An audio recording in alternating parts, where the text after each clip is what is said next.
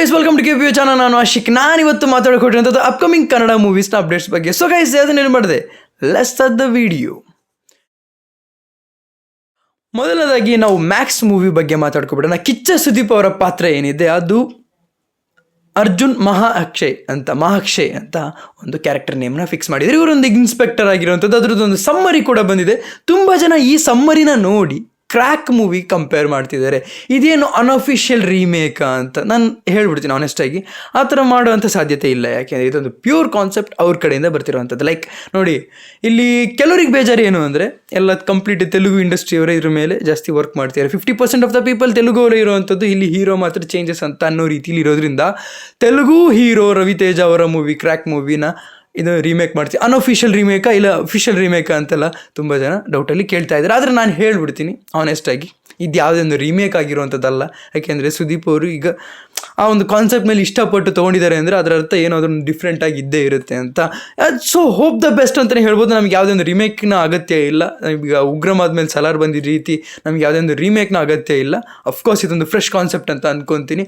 ಅಂದರೆ ಒಂದು ಸಮ್ಮರಿ ಮೇಲೆ ಯಾವುದೇ ಒಂದು ಮೇಕಿಂಗ್ನ ಡಿಸೈಡ್ ಮಾಡೋದಕ್ಕಾಗಲ್ಲ, ನಮ್ಮ ವಿಜುವಲ್ಸ್ನ ಡಿಸೈಡ್ ಮಾಡೋದಕ್ಕಾಗಲ್ಲ. ಇನ್ನೊಂದು ವಿಷಯನ ನಾನು ಹೇಳೋಕೊಟ್ಟಿರೋದು ಮ್ಯಾಕ್ಸ್ ಬಗ್ಗೆನೇ ಆಗಿರುವಂಥದ್ದು ಏನು ಅಂದರೆ, ನೀವು ಯಾವಾಗ ಅಪ್ಡೇಟ್ ಬರುತ್ತೆ ಅಂತ ಕೇಳೋದಾದರೆ, ಅಂದರೆ ಅಫಿಷಿಯಲ್ ಆಗಿ ಟೀಸರ್ ಆಗಿ ಟ್ರೈಲರ್ ಯಾವಾಗ ಬರುತ್ತೆ ಅಂತ ಕೇಳೋದಾದರೆ, ನೋಡಿ ಇದೇ ಮಂತಲ್ಲಿ ಜನವರಿ ಮಂತಲ್ಲೇ ಕೊಡಬೇಕು. ಯಾಕೆಂದರೆ ಅವರಿಗೆ ಟು ಬಿ ಹಾನೆಸ್ಟ್ ಇದ್ದಿದ್ದು ಫೆಬ್ರವರಿ ರಿಲೀಸ್ ಮಾಡಬೇಕು ಅಂತ. ಸೊ ಫೆಬ್ರವರಿಲಿ ನಮಗೆ ಅಪ್ಡೇಟ್ ಸಿಗ್ತಾ ಹೋಗುತ್ತೆ.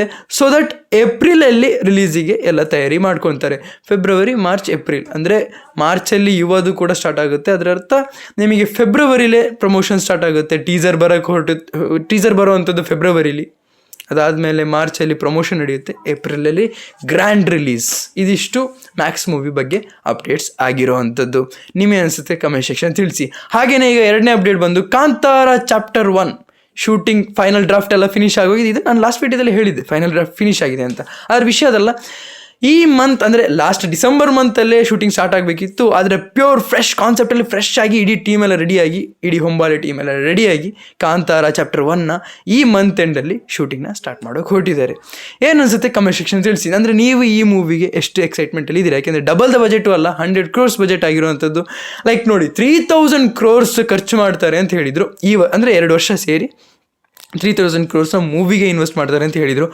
ಆ ಥರ ಆಗಲಿಲ್ಲ ಅಂತ ಅನ್ಕೊತೀನಿ. ಯಾಕೆಂದರೆ ನಮ್ಮದೆಲ್ಲ ಹೆಂಗಂದರೆ ಕಾಸ್ಟ್ ಕಟ್ಟಿಂಗ್ ಮಾಡೇ ತುಂಬ ಸೇವ್ ಮಾಡ್ತಾರೆ.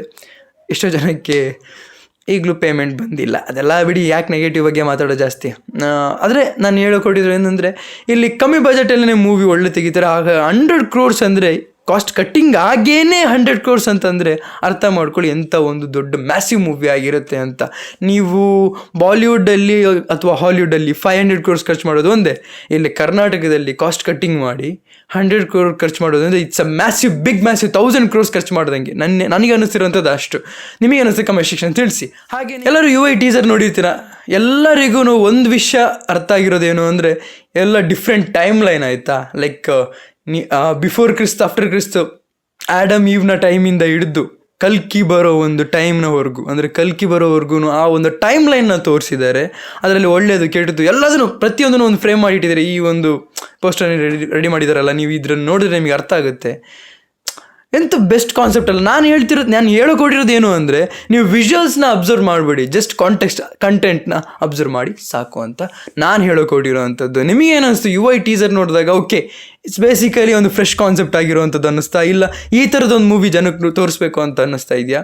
ನಿಮಗೇನು ಅನಿಸ್ತು ಕಮೆಂಟ್ ಸೆಕ್ಷನ್ ತಿಳಿಸಿ. ಹಾಗೆಯೇ ಈಗ ಫೈನಲ್ ಆಗಿ BRB ಪ್ರಾಜೆಕ್ಟ್ RVMN ಥರನೇ, ರಾಜವೀರ ಮದಕರಿ ನಾಯಕ ಥರನೇ ಬಿಲ್ಲರಂಗ ಭಾಷಾ ಪ್ರಾಜೆಕ್ಟ್ ಕೂಡ ಡ್ರಾಪ್ ಆಗುವಂಥ ಸಾಧ್ಯತೆಗಳು ತುಂಬ ಕಾಣಿಸ್ತಾ ಇದೆ. ಎಲ್ಲರೂ ದೊಡ್ಡ ಹಿಂಟ್ ಕೊಟ್ಟಿದ್ದಾರೆ ಅಂತೆಲ್ಲ ಹೇಳ್ತಾ ಇದ್ದಾರೆ. ನನಗೆ ಆ ಥರ ಅನ್ನಿಸ್ತಾ ಇಲ್ಲ. ದೊಡ್ಡ ಹಿಂಟ್ ಏನು ಕೊಟ್ಟಿರೋಂಗೇನು ಕಾಣಿಸ್ತಾ ಇಲ್ಲ. ಪ್ರಾಜೆಕ್ಟ್ ಡ್ರಾಪ್ ಆಗೋ ರೀತಿ ಕಾಣಿಸ್ತಾ ಇದೆ. ನಿಮಗೇನು ಅನಿಸುತ್ತೆ ಕಮೆಂಟ್ ಸೆಕ್ಷನ್ ತಿಳಿಸಿ. ಇವತ್ತಿನ ವಿಡಿಯೋ ಇಷ್ಟು. ಲೈಕ್ ಮಾಡಿ, ಶೇರ್ ಮಾಡಿ, ಚಾನಲ್ ಶುರುವಾಗಿದ್ರೆ ಸಬ್ಸ್ಕ್ರೈಬ್ ಮರಿಬೇಡಿ. So keep watching. Love you all. Piece.